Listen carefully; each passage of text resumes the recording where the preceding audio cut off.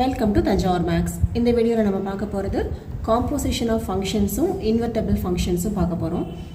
நம்ம சேனல் நீங்கள் சப்ஸ்கிரைப் பண்ணாமல் இருந்தீங்கன்னா சப்ஸ்கிரைப் பண்ணி வச்சுக்கோங்க. வாங்க வீடியோக்குள்ளே போகலாம். ஸோ ஃபஸ்ட்டு நம்ம பார்க்க போகிறது காம்போசிஷன் ஆஃப் ஃபங்க்ஷன்ஸை. காம்போசிஷன் அப்படின்னாவே கண்டிப்பாக நமக்கு ரெண்டு ஃபங்க்ஷன் வேணும். எஃப்னு ஒரு ஃபங்க்ஷன் எடுக்கிறோம் ஏ டு பி, ஜின்னு ஒரு ஃபங்க்ஷன் எடுக்கிறோம் பி டு சி. ஓகேவா? இப்போது இதோட காம்போசிஷன் ஜி காம்போசிட் எஃப் அப்படிங்கிறது என்ன ஃபங்க்ஷன் அப்படின்னு பார்த்தீங்கன்னா ஏலேருந்து சிக்கு உள்ள ஒரு ஃபங்க்ஷனாக டிஃபைன் பண்ணியிருக்காங்க. such that g composite f of x equal to g of f of x. Okay, இதுதான் காம்போசிஷன் ஆஃப் ஃபங்க்ஷன். அதுக்குள்ள definition, let f from a to b and b to c be two functions, then the composition of f and g denoted by g composite f is defined as g composite f from a to c given by g composite f of x equal to g of f of x for every x belongs to a. So இங்கே நமக்கு மொத்தம் மூணு set இருக்குது, ரெண்டு function இருக்குது. என்னென்ன set இருக்குதுன்னு பார்த்தீங்கன்னா ஏன்னு ஒரு செட் இருக்குது, பிங்கிற செட் இருக்குது, சின்னு சொல்லிட்டு மூணு செட்டு கொடுத்துருக்காங்க. நம்ம எடுத்துக்கிற ஃபங்க்ஷன் ரெண்டு ஃபங்க்ஷன். எஃப்ங்கிற ஃபங்க்ஷன் செட் ஏலேருந்து செட் பிக்கு டிஃபைன் பண்ணுறாங்க. ஜிங்கிற ஃபங்க்ஷனை செட் பிலேருந்து செட் சிக்கு டிஃபைன் பண்ணியிருக்காங்க. இப்படி டிஃபைன் பண்ணும்போது ஜி காம்போசிட் எஃப் அப்படிங்கிற ஃபங்க்ஷன் ஏங்கிற செட்லேருந்து சிங்கிற செட்டுக்கு டிஃபைன் பண்ணுறாங்க. ஓகேவா? இதுக்கு ஒரு எக்ஸாம்பிள் பார்த்தோம் அப்படின்னு சொன்னால், ஏ அப்படின்னு சொல்கிற ஒரு செட்டில் செட் ஆஃப் ஆல் ஸ்டூடெண்ட்ஸ் எடுத்துக்கிறோம். பிங்கிற செட்டில் set of all roll numbers எடுத்துக்கிறோம். சி அப்படிங்கிற set set of fake numbers அப்படின்னு எடுத்துக்கிறோம். இப்போ நம்ம ரெண்டு ஃபங்க்ஷன்ஸையும் டிஃபைன் பண்ண போகிறோம். எஃப் அப்படிங்கிற ஃபங்க்ஷன் எதுலேருந்து ஏலேருந்து பிக்கு போகுது. ஓகேவா? அதாவது ஒவ்வொரு ஸ்டூடெண்ட்டுக்கும் ஒரு ரோல் நம்பர் அசைன் பண்ணுறாங்க. இதுதான் ஃபங்க்ஷன் எஃப். அடுத்து ஜின்னு இன்னொரு ஃபங்க்ஷன் டிஃபைன் பண்ணுறோம். அந்த ஃபங்க்ஷன் எப்படி இருக்குன்னா பிலேருந்து சி, பிங்கிற செட்லேருந்து சிங்கிற செட்டுக்கு போகுது. அது எப்படி டிஃபைன் பண்ணியிருக்காங்கன்னா ஒரு ரோல் நம்பருக்கும் ஒரு ஃபேக் நம்பர் அசைன் ஆகுது இந்த ஃபங்க்ஷனில். இப்போது இந்த எஃப் ஜி இந்த ரெண்டு ஃபங்க்ஷனுக்கும் காம்போசிஷன் போட்டோம் அப்படின்னு சொன்னால் அதுதான் ஜி காம்போசிட் எஃப் அப்படிங்கிற ஃபங்க்ஷன். ஸோ இந்த ஃபங்க்ஷன் ஏங்கிற செட்லேருந்து சிங்கிற செட்டுக்கு டிஃபைன் பண்ணியிருப்பாங்க. ஸோ ஜி காம்போசிட் எஃப் அப்படிங்கிற ஃபங்க்ஷனில் நமக்கு ஃபைனலாக என்ன கிடைக்கும்னா ஒவ்வொரு ஸ்டூடெண்ட்டுக்கும் ஒரு ஃபேக் நம்பர் கிடைக்கும். ரோல் நம்பர் இல்லாமல் ஃபேக் நம்பர் அசைன் ஆகிருக்கும். இதுதான் ஜி காம்போசிட் எஃப் அப்படிங்கிற காம்போசிஷன் ஆஃப் ஃபங்க்ஷன்ஸ். நெக்ஸ்ட் இதை பேஸ் பண்ண ஒரு எக்ஸாம்பிள் பார்க்க போகிறோம். எக்ஸாம்பிள் 15. எஃப் ஜின்னு சொல்லிட்டு ரெண்டு ஃபங்க்ஷன்ஸ் டிஃபைன் பண்ணியிருக்காங்க. ஓகேவா? மூணு செட் இருக்குது. இதுதான் செட் ஏ, இது பி, இது பி, இது சி. ஓகே, இதை எப்படி டிஃபைன் பண்ணியிருக்காங்க அப்படின்னு நமக்கு கொடுத்துருக்காங்க. நம்மளை ஜி காம்போசிட் எஃப் மட்டும் கண்டுபிடிக்க சொல்லியிருக்காங்க. இப்போ நம்ம ஜி காம்போசிட் எஃப் எப்படி கண்டுபிடிக்கிறது அப்படின்னு பார்த்தீங்கன்னா, ஜி காம்போசிட் எஃப் ஆஃப் இந்த எஃப்ல உள்ள டொமைன் இருக்கு இல்லையா, எஃபோட டொமைன் 2, 3, 4, 5 இந்த 4 நம்பர்ஸ்க்கு மட்டும்தான் நம்ம ஜி காம்போசிட் எஃப் கண்டுபிடிக்கணும். ஓகேவா? ஜியில் உள்ள நம்பர்ஸ்க்கு நம்ம கண்டுபிடிக்க தேவை கிடையாது. ஜி காம்போசிட் எஃப் கேட்டால் எஃப்ல உள்ள டொமைனில் உள்ள நம்பர்ஸ்க்கு மட்டும் கண்டுபிடிங்க. அதே போல் எஃப் காம்போசிட் ஜியும் சம்டைம்ஸ் கேட்பாங்க. அப்படி எஃப் காம்போசிட் ஜின்னு கேட்டாங்கன்னா ஜியோட டொமைனில் உள்ள நம்பர்ஸுக்கு காம்போசிஷன் கண்டுபிடிக்கணும். ஓகே, இங்கே நமக்கு கேட்டிருக்கிறது ஜி காம்போசிட் எஃப் தான் கேட்டிருக்காங்க. ஸோ நான் ஃபஸ்ட் என்ன பண்ணுறேன்னா எஃபோட டொமைனில் உள்ள ஃபஸ்ட் எலமெண்ட் என்னது 2 இல்லையா? அப்போது ஜி காம்போசிட் எஃப் ஆஃப் 2 தான் ஃபஸ்ட்டு கண்டுபிடிக்கிறேன். தட் இஸ் ஈக்குவல் டு நம்ம டெஃபினேஷன் படி இதை எப்படி எழுதலாம், ஜி ஆஃப் எஃப் ஆஃப் 2 அப்படின்னு சொல்லி எழுதலாம். ஆல்ரெடி நமக்கு எஃப் ஆஃப் 2ஓட வேல்யூ 3 அப்படின்னு கொடுத்துருக்காங்க. இப்போ ஜி ஆஃப் 3 அப்படின்னு சப்ஸ்டியூட் பண்ணுங்கள். ஜி ஆஃப் 3ஓட வேல்யூ 7. ஓகே, இதே போலவே நம்ம டொமைனில் உள்ள செகண்ட் எலமெண்ட் 3 அதுக்கு கண்டுபிடிக்கிறோம். இப்போ G composite F of 3 that is G of F of 3. Okay, F of 3ஓட வேல்யூ என்னது 4. இப்போ ஜி ஆஃப் 4ஓட value 7. Okay, next third element G composite F of 4. ஏன்னா எஃப்ல அடுத்த எலமெண்ட் 3 தான், 4 தான். அதாவது தேர்ட் எலமெண்ட் 4. இப்போ G of F of 4, F of 4ஓட value 5, G of 5 that is equal to 11. Okay, next G composite F of 5 டொமைனில் எஃபோட டொமைனில் last element 5. இப்போ அதுக்கு தான் நம்ம காம்போசிஷன் போட போகிறோம். இப்போ g composite f of 5 equal to g of f of 5, that is g of 9 அப்படின்னு கிடைக்கும். g of 9 ஓட வேல்யூ வந்து 15. ஸோ இப்படி தான் ரெண்டு ஃபங்க்ஷன்ஸ் கொடுத்துருந்தாங்க அப்படின்னா அதுக்கு வந்து காம்போசிஷன் இந்த மாதிரி தான் நம்ம வந்து கண்டுபிடிக்கணும். நெக்ஸ்ட் எக்ஸாம்பிள் என்ன கொடுத்துருக்காங்கன்னா f from r to r அப்படின்னு ஒரு ஃபங்க்ஷன் கொடுத்துருக்காங்க, g from r to rனு ஒரு ஃபங்க்ஷன் கொடுத்துருக்காங்க. ரெண்டையும் டிஃபைன் பண்ணியிருக்காங்க. cos xன்னு ஒன்று டிஃபைன் பண்ணியிருக்காங்க, gயை வந்து 3x² டிஃபைன் பண்ணியிருக்காங்க. இது ரெண்டுக்கும் நம்ம என்ன ப்ரூஃப் பண்ணணும் அப்படின்னு சொன்னால் g composite f is not equal to f composite g அப்படின்னு சொல்லி ப்ரூஃப் பண்ணணும். அப்போ நம்ம ஃபஸ்ட்டு g composite f கண்டுபிடிக்கணும், அடுத்து f composite g கண்டுபிடிக்கணும். ரெண்டு வேல்யூஸும் வந்து சேமாக இல்லை அப்படின்னு ப்ரூஃப் பண்ணிட்டோன்னா முடிஞ்சிருச்சு. So first g composite f of x நம்ம டெஃபினேஷன் படி இது எப்படி எழுதலாம், g of f of x அப்படின்னு எழுதலாம். நமக்கு இங்கே f of x ஓட வேல்யூ வந்து cos xன்னு கொடுத்துருக்காங்க. அப்போது f of xக்கு பதிலாக cos x அப்படின்னு சொல்லி சப்ஸ்டியூட் பண்ணுங்கள். நெக்ஸ்ட் இது வந்து g of cos x அப்படின்னு கிடைக்குது. நமக்கு என்ன கொடுத்துருக்காங்கன்னா g of x equal to 3x² அப்படின்னு சொல்லியிருக்காங்க. அப்போ x இருக்கிற பிளேஸில் x² போடணும் இல்லையா. இங்கே x இருக்க பிளேஸில் cos x இருக்குது, அதனால் நான் என்ன பண்ணுறேன் 3 into cos x the whole square அப்படின்னு போடுறேன். cos x the whole square நம்ம எப்படி எழுதலாம், 3 cos square x அப்படின்னு எழுதிடலாம். ஸோ இதுதான் வந்து g composite f அதோட வேல்யூ. இதை வந்து ஃபஸ்ட் ஈக்குவேஷனில் மார்க் பண்ணிக்கிறேன். நெக்ஸ்ட் நான் என்ன கண்டுபிடிக்கணும், f composite g வந்து கண்டுபிடிக்கணும். f of xும் g of xும் தெரியும். நம்ம இப்போ கண்டுபிடிக்க போகிறது f composite g of x தான் கண்டுபிடிக்க போகிறோம். ஸோ நம்ம டெஃபினேஷன் படி இது எப்படி எழுதலாம், f of g of x அப்படின்னு சொல்லி எழுதிடலாம். g of x ஓட வேல்யூ ஆல்ரெடி 3x² அப்படின்னு தெரியும். ஸோ அதுக்கு பதிலாக அந்த 3x² சப்ஸ்டியூட் பண்ணுங்கள். நெக்ஸ்ட்டு இது வந்து f of x, அதாவது x இருக்கிற பிளேஸில் என்ன இருக்குது 3x² இருக்குது. ஓகேவா. f of x என்ன சொல்லியிருக்காங்க, cos x அப்படின்னு சொல்லியிருக்காங்க. அப்போ நான் என்ன பண்ணுறேன் அப்படின்னு சொன்னால் cos xல் x இருக்கிற பிளேஸில் நான் என்ன பண்ண போகிறேன் 3x² சப்ஸ்டியூட் பண்ண போகிறேன். அப்போது இந்த f of 3x² வேல்யூ வந்து என்ன ஆகிடுதுன்னா cos of 3x² அப்படின்னு சொல்லி கிடைக்குது. ஓகே, இதை வந்து செகண்ட் ஈக்குவேஷனாக மார்க் பண்ணிக்கோங்க. ஏற்கனவே நமக்கு வந்து g composite f வந்து 3 cos square x அப்படின்னு தெரியும். இப்போது f composite g ஓட value, f composite g of x ஓட வேல்யூ வந்து cos 3x² அப்படின்னு சொல்லி கிடச்சிருக்கு. ஸோ இந்த ரெண்டு ஃபஸ்ட் அண்ட் செகண்ட் ஈக்குவேஷன்ஸை கம்பேர் பண்ணி பார்த்தீங்கன்னா g composite f is not equal to f composite g அப்படின்னு சொல்லி கிடைக்குது. நம்மளை இதான ப்ரூஃப் பண்ண சொல்லியிருந்தாங்க. ஸோ வந்து ப்ரூஃப் பண்ணி முடிச்சாச்சு. Hence proof. ஓகே, நெக்ஸ்ட்டு நம்ம பார்க்க போகிறது இன்வெர்டபிள் ஃபங்க்ஷன்னா என்ன அப்படின்னு சொல்லி தான் பார்க்க போகிறோம். ஒரு ஃபங்க்ஷனை வந்து நம்ம எப்போ வந்து இன்வெர்டபிள் அப்படின்னு சொல்லலாம் அப்படின்னா ஜின்னு இன்னொரு ஃபங்க்ஷன் எக்ஸிஸ்ட் ஆகணும், such that g composite f is identity of x and f composite g is identity of y.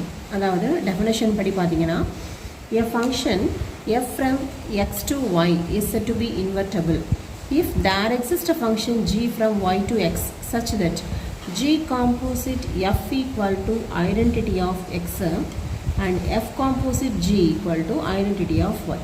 இதுதான் வந்து மெயின் கண்டிஷன் ஃபார் இன்வெர்டபிள். ஓகேவா. ஸோ எஃப்ங்கிறது ஒரு ஃபங்க்ஷன், ஜிங்கிறது அதோட இன்வர்ஸ் ஃபங்க்ஷன். ஓகேவா. அப்படி இன்வர்ஸ் ஃபங்க்ஷனாக இருக்கணும் அப்படின்னா இந்த ரெண்டு கண்டிஷன்ஸையும் அது வந்து சாட்டிஸ்ஃபை பண்ணணும். இது வந்து ஐஎக்ஸ்னா என்ன, ஐஒய்னா என்ன அப்படின்னு சொல்லிட்டு நம்ம வந்து அடுத்தது எக்ஸாம்பிள் அண்ட் எக்ஸசைஸ் சம்ஸ் போடுவோம் இல்லையா, அதில் வந்து உங்களுக்கு சம்ஸ் போடும்போது கிளியராக புரியும். The function g is called the inverse of f and it is denoted by f inverse. So நம்ம வந்து f inverse அப்படின்னு சொல்லாமல் இப்போ இந்த இது ஃபுல்லாகவே நம்ம வந்து g அப்படின்னு சொல்ல போகிறோம். ஜிங்கிறது தான் வந்து f-ஓட இன்வர்ஸ் அப்படின்னு சொல்லி தான் இங்கே உள்ள சம்ஸ் எல்லாத்துலேயுமே நம்ம பார்க்க போகிறோம். இன்னொரு இதில் முக்கியமான ரிமார்க் ஒன்று இருக்குது. என்னென்னு பார்த்தீங்கன்னா if f is invertible then f is 1-to-1 and on-to. இது ஒரு மெயின் கண்டிஷன். ஒரு ஃபங்க்ஷன் கொடுத்து அது இன்வெர்டபிளாக இருக்கான்னு சொல்லி செக் பண்ண சொன்னாங்கன்னா அந்த ஃபங்க்ஷன் வந்து 1-to-1ஆகவும் on-to-ஆகவும் இருக்கான்னு செக் பண்ணாவே போதும். அப்படி 1-to-1 and on-to-ஆக இருந்துருச்சுன்னா அதை நம்ம வந்து என்னென்னு சொல்லலாம்னா இன்வெர்டபிள் அப்படின்னு சொல்லிடலாம். அதே போல் எந்த ஒரு ஃபங்க்ஷன் வந்து 1-to-1ஆகவும் இருந்து on-to-ஆகவும் இருக்குதோ அதை கண்டிப்பாக நம்ம வந்து என்னென்னு சொல்லலாம்னா இன்வெர்டபிள் அப்படின்னு சொல்லலாம். இதுதான் இந்த ரெண்டு ரிமார்க்கை யூஸ் பண்ணி தான் நம்ம வந்து ப்ராப்ளம் சால்வ் பண்ண போகிறோம்.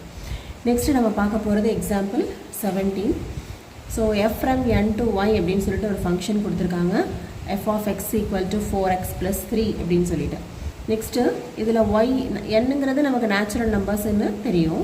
ஒய்ன்னு ஒரு செட்டு கொடுத்துருக்காங்க இல்லையா, அதை எப்படி டிஃபைன் பண்ணியிருக்காங்க அப்படின்னு பார்த்தா y பிலாங்ஸ் டு அதுவும் நேச்சுரல் நம்பர்ஸ் தான். ஆனால் ஒய்யோட வேல்யூ வந்து எதில் ஸ்டார்ட் ஆகுதுன்னா 4x + 3ல் ஸ்டார்ட் ஆகுது. Okay, for some x belongs to n. நம்ம என்னென்ன ப்ரூஃப் பண்ணணும் அப்படின்னா f வந்து இன்வெர்ட்டபிளாக இருக்குது அப்படின்னு சொல்லி ப்ரூஃப் பண்ணணும். ரெண்டாவது f இன்வர்ஸ் வந்து என்ன அப்படின்னு சொல்லி கண்டுபிடிக்கணும். ஓகேவா, ஃபஸ்ட்டு வந்து நம்ம இன்வெர்ட்டபிள்னு ப்ரூஃப் பண்ணிவிட்டு அதோட இன்வர்ஸ் ஃபங்க்ஷனையும் நம்ம வந்து கண்டுபிடிக்கணும். இதுதான் வந்து இந்த கொஷினில் கேட்டிருக்காங்க. ஸோ நம்ம இப்போ ரிமார்க் பார்த்தோம் இல்லையா, அதில் என்ன பார்த்தோம், ஒரு ஃபங்க்ஷன் வந்து இன்வெர்ட்டபிளாக இருக்கணும் அப்படின்னு சொல்லி ப்ரூஃப் பண்ணணும்னா இன்வெர்ட்டபிள் அப்படின்னு ப்ரூஃப் பண்ணுறதுக்கு பதிலாக நம்ம என்ன ப்ரூஃப் பண்ணால் போதும், அந்த ஃபங்க்ஷன் 1-to-1ஆகவும் இருக்குது on-to-ஆகவும் இருக்குது அப்படின்னு சொல்லி ப்ரூஃப் பண்ணால் போதும்.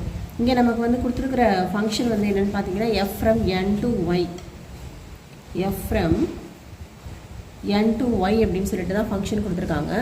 இந்த ஃபங்க்ஷன் தான் வந்து நம்ம இன்வெர்ட்டபிள்னு ப்ரூஃப் பண்ணணும். ஆனால் இன்வெர்ட்டபிள்னு ப்ரூஃப் பண்ணுறதுக்கு பதிலாக நம்ம என்ன ப்ரூஃப் பண்ண போகிறோம்னா இந்த ஃபங்க்ஷன் வந்து 1-to-1ஆகவும் இருக்குது on-to-ஆகவும் இருக்குது அப்படின்னு சொல்லி ப்ரூஃப் பண்ண போகிறோம். ஓகே, ஸோ இதுக்கு நம்ம என்ன பண்ண போகிறோம்னா 1-to-1 கண்டிஷன் ஃபஸ்ட்டு பார்க்கலாம். 1-to-1 கண்டிஷன் எப்போவுமே நம்ம எப்படி எடுப்போம், f of x1 equal to f of x2 அப்படின்னு எடுத்துக்கிட்டு x1 equal to x2ன்னு சொல்லி ப்ரூஃப் பண்ணுவோம் இல்லையா. இங்கேயும் அதே ப்ராசஸ் தான் பண்ண போகிறோம். ஸோ நமக்கு f of x வந்து 4x + 3 அப்படின்னு சொல்லி கொடுத்துருக்காங்க. ஸோ f of x1க்கு பதிலாக 4x1 + 3 அப்படின்னு சொல்லி எழுதிக்கலாம். நெக்ஸ்ட்டு f of x2க்கு பதிலாக 4x2 + 3 அப்படின்னு சொல்லி எழுதிடலாம். ஓகே, நெக்ஸ்ட்டு இங்கே +3 இந்த பக்கம் வந்தால் -3 ரெண்டும் வந்து கேன்சல் ஆகிடும். நெக்ஸ்ட்டு ஸ்டெப்பில் f4x1 equal to 4x2 அப்படின்னு சொல்லி கிடைக்கும். இப்போயும் 4 கேன்சல் ஆகிடுச்சுன்னா x1 equal to x2 அப்படின்னு சொல்லி கிடைக்குது. சரியா, இப்போ 1-to-1 கண்டிஷன் வந்து வெரிஃபை ஆகிடுச்சு. அப்போ இந்த ஃபங்க்ஷன் f வந்து 1-to-1 அப்படின்னு சொல்லிட்டோம். நெக்ஸ்ட்டு நம்ம என்ன செக் பண்ணணும், இந்த கண்டிஷன் இந்த ஃபங்க்ஷன் வந்து on-to-ஆ இருக்கா அப்படின்னு சொல்லி செக் பண்ணி பார்க்கணும். நமக்கு நல்லாவே தெரியும் on-to-னா என்ன அர்த்தம், கோடொமைனில் உள்ள எல்லா எலமெண்ட்ஸும் மேப்பிங்கில் வந்திருக்கணும். அதுதான் வந்து on-to-ஓட கண்டிஷன். இங்கே நமக்கு கோடொமைன் எந்த செட்டுன்னு பார்த்தீங்கன்னா ஒய்ங்கிற செட்டு. இப்போது on-to கண்டிஷன் நம்ம வந்து செக் பண்ண போகிறோம். ஒய்ங்கிற செட்டு தான் நமக்கு இங்கே கோடொமைனு. பட் ஒயில் உள்ள எலமெண்ட்ஸ் எல்லாம் எப்படி இருக்குது அப்படின்னு பார்த்தீங்கன்னா set of all x such that set of all y such that y equal to 4x + 3 அப்படின்னு சொல்லி டிஃபைன் பண்ணியிருக்காங்க. வேறு x is also a natural number. அப்போ ஒயில் உள்ள எலமெண்ட்ஸ் எல்லாம் என்னென்ன எலமெண்ட்ஸ் அப்படின்னு பார்த்தீங்கன்னா ஒய்யோட எலமெண்ட்ஸ் வந்து ஃபஸ்ட்டு 4x + 3ல் இது வந்து நேச்சுரல் நம்பர்ஸ்ன்னு தானே சொல்லியிருக்காங்க. அப்போ 1லேருந்து தான் ஸ்டார்ட் பண்ண போகிறோம். ஃபஸ்ட் எலமெண்ட் போடும்போது 4 × 1 + 3, அப்போ 4 + 3 7 அப்படின்னு வரும். ஓகே, அடுத்தது இங்கே x இருக்க பிளேஸில் 2 போட்டிங்கன்னா 4 × 2 + 3, அப்போது 4 2s are 8, 8 + 3 11 அப்படின்னு சொல்லிட்டு வரும். Next 4 3s are 12, 12 + 3 15 etcetera. இப்படி தான் வந்து ஒயில் உள்ள எலமெண்ட்ஸ் எல்லாமே இருக்க போகுது. ஒய்ங்கிற செட்டில் உள்ள எலமெண்ட்ஸு நமக்கு ஃபங்க்ஷன் வந்து எதுலேருந்து எதுக்கு போகுது அப்படின்னு பார்த்தீங்கன்னா செட் ஆஃப் ஆல் நேச்சுரல் நம்பர்ஸ்லேருந்து இந்த ஒய்ங்கிற செட்டுக்கு போகுது. ஓகே, செட் ஆஃப் ஆல் நேச்சுரல் நம்பர்ஸ்னால் என்ன சொல்லலாம், 1 2 3 4 எக்ஸெட்ரா அப்படி போகும். நெக்ஸ்ட்டு இங்கே வந்து என்ன இருக்குது, ஒய்ங்கிற செட்டு. ஒய்ங்கிற செட்டில் வந்து நம்ம என்ன எடுத்திருக்கோம், set of all y such that 7 11 15 etcetera. So இப்போ நம்ம டிஃபைன் பண்ண கண்டிஷன் படி பார்த்தீங்கன்னா எக்ஸுக்கு நீங்கள் 1ன்னு வேல்யூ கொடுத்தீங்கன்னா 7க்கு மேப் ஆகுது, 2ன்னு கொடுக்கும்போது 11க்கு மேப் ஆகுது, 3ன்னு கொடுக்கும்போது 15க்கு மேப் ஆகுது. அப்போ இங்கே எக்ஸுக்கு நீ ஒரு வேல்யூவாக கொடுக்கும்போது இங்கே உள்ள ஒய்யில் உள்ள எல்லா எலமெண்ட்ஸுமே எப்படி வந்துடுதுன்னா மேப்பிங்கில் வந்துடுது. ஓகே, அதாவது கோடொமைனில் உள்ள எல்லா எலமெண்ட்ஸுமே நமக்கு வந்து மேப்பிங்கில் வருது ஃபார் சம் எக்ஸு. ஓகேவா, டொமைனில் உள்ள சம் எக்ஸோட வேல்யூஸ்க்கு நமக்கு எல்லாமே மேப்பிங்கில் வரதுனால இந்த ஃபங்க்ஷன் வந்து கண்டிப்பாக on-to-ஆக தான் இருக்கும். பட் இதை வந்து நம்ம வந்து எப்படி ப்ரூஃப் பண்ணுறது அப்படின்னா யூஸ்வலாக நம்ம எப்போவுமே எப்படி ப்ரூஃப் பண்ணுவோம், f of x y equal to f of x அப்படின்னு சொல்லி எடுத்துக்கிட்டு ப்ரூஃப் பண்ணுவோம் இல்லையா, அதே சேம் மெத்தடில் தான் on-to கண்டிஷனை இப்போ ப்ரூஃப் பண்ண போகிறோம். ஸோ on-to கண்டிஷனுக்கு கிவன் கண்டிஷன் என்னது y equal to 4x plus 3ன்னு கொடுத்துருக்காங்க. பட் நமக்கு ஏற்கனவே என்ன தெரியும், y equal to f of x அப்படின்னு சொல்லி தெரியும். ஓகேவா? இப்போது இதுலேருந்து நம்ம என்ன பண்ண போகிறோன்னா எக்ஸோட வேல்யூ கண்டுபிடிக்கிறோம். y மைனஸ் 3 ஈக்குவல் டு 4xன்னு வரும். அப்போது x equal to y minus 3/4ன்னு கிடைக்குது. ஓகேவா? இப்போ yக்கு ஒரு வேல்யூவாக கொடுக்கும்போது எக்ஸுக்கு ஒரு வேல்யூ வந்து கண்டிப்பாக கிடைக்கும். ஓகே, அப்போ பார்க்கும்போது for every y belongs to y there is some x belongs to the natural number n such that f of x equal to y அப்படிங்கிற கண்டிஷன் வந்து சாட்டிஸ்ஃபை ஆகுது. ஏன்னு சொன்னால் இப்போ yக்கு வந்து நம்ம என்னென்ன எலமெண்ட்ஸ் பார்த்தோம், ஃபஸ்ட்டு வந்து 7 அப்படிங்கிறது தான் ஃபஸ்ட் எலமெண்ட்டாக பார்த்தோம் இல்லையா? இந்த மேப்பிங்கில் yயோட ஃபஸ்ட்டு வேல்யூ வந்து 7ன்னு பார்த்தோம். இப்போ இதில் 7 சப்ஸ்டியூட் பண்ணிங்கன்னா 7 minus 3/4 equal to 4/4 equal to 1 அப்படின்னு கிடைக்கும். ஓகே, ஒய்க்கு வந்து 7 சப்ஸ்டியூட் பண்ணால் எக்ஸுக்கு 1ன்னு கிடைக்குது. அதே போல் அடுத்த ஒய்யோட செகண்ட் வேல்யூ பார்த்தீங்கன்னா இதில் செகண்ட் வேல்யூ என்ன பார்த்தோம், 11ன்னு பார்த்தோம் இல்லையா? அப்போது 11 minus 3/4 equal to 8/4 equal to 2. இப்போ ஒய்க்கு 11ன்னு கொடுத்தா எக்ஸுக்கு வந்து 2 அப்படின்னு சொல்லிட்டு வேல்யூ கிடைக்குது.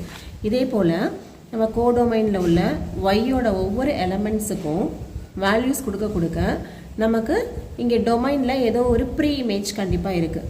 அப்படி பார்த்தோன்னா இந்த கோடொமைனில் உள்ள எல்லா எலமெண்ட்ஸுமே மேப்பிங்கில் வந்துடுது. So f of X equal to y அப்படின்னு நம்மளால எழுத முடியும். That is f is onto அப்படின்னு சொல்லியாச்சு. இப்போ நம்ம எதுக்காக இந்த 1 to 1 on 2லாம் ப்ரூஃப் பண்ணோம் அப்படின்னா வந்து இன்வெர்டபிள் கண்டிஷன் ப்ரூஃப் பண்ணுறதுக்கு தான்.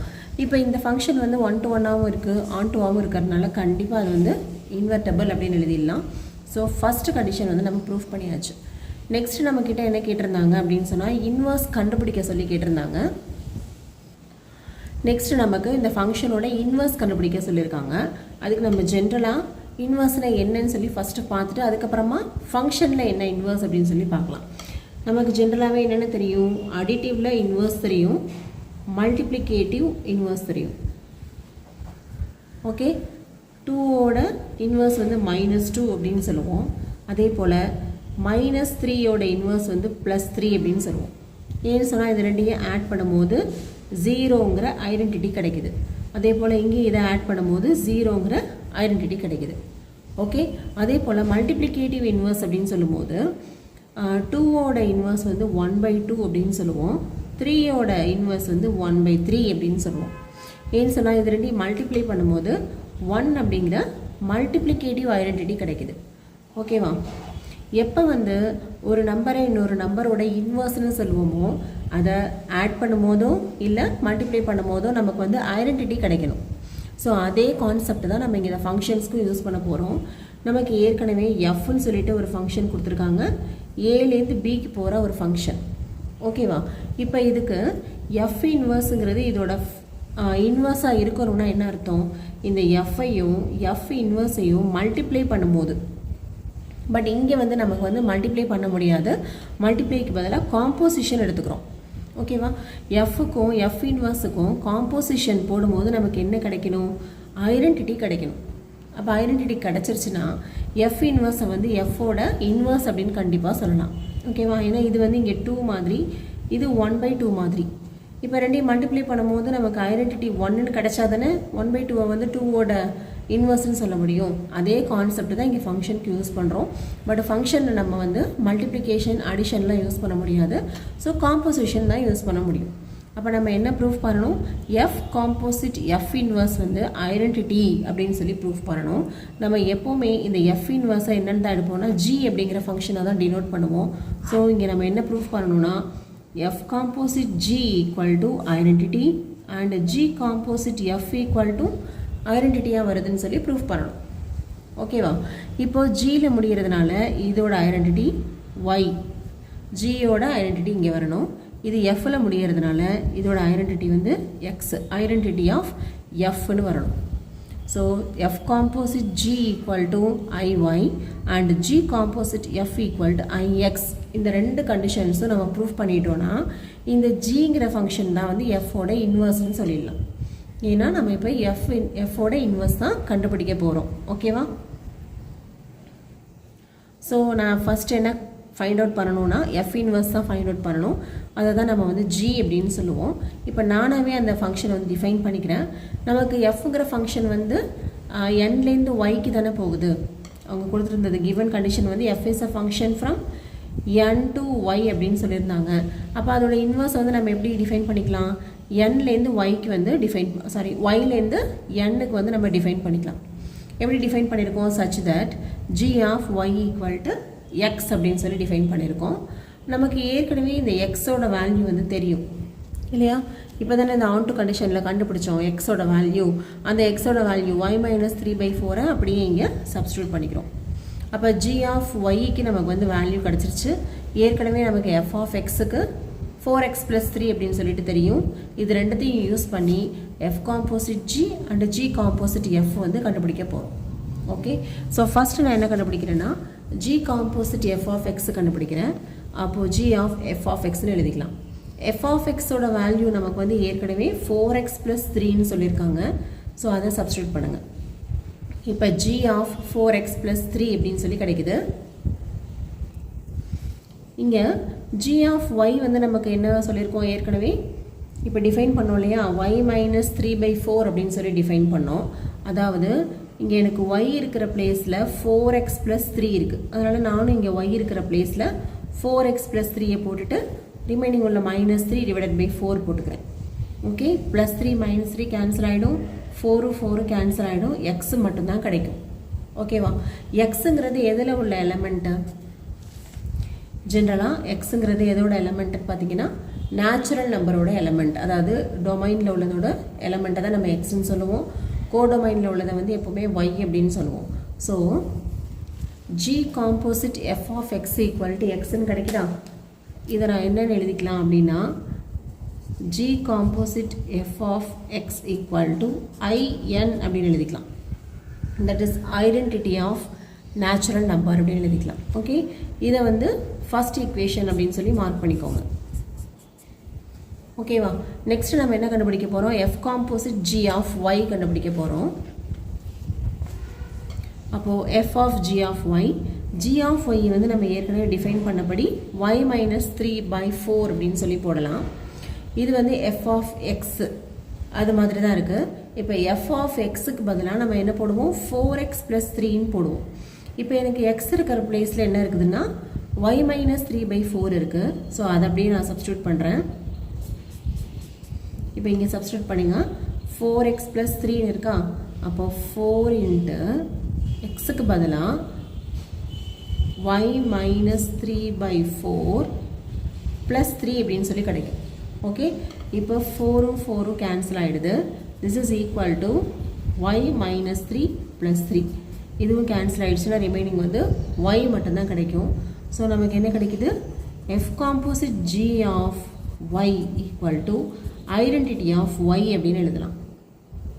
ஓகே, ஏன் அப்படின்னு பார்த்தீங்கன்னா இந்த ஃபங்க்ஷன் பாருங்கள், எக்ஸ்லேருந்து ஒய்க்கு போகும்போது ஒயில் உள்ள எலமெண்ட்ஸ் எல்லாமே எப்படி எடுத்திருக்கோம், நம்ம ஸ்மால் ஒய்ன்னு தான் எடுத்திருக்கோம். அப்போ இதை வந்து ஸ்மால் ஒய்ங்கிறது தான் ஐடென்டிட்டி ஆஃப் ஒய். ஓகேவா, அப்போது நமக்கு ஃபைனலாக என்ன கிடைக்குதுன்னா ஃப்ரம் 1 and 2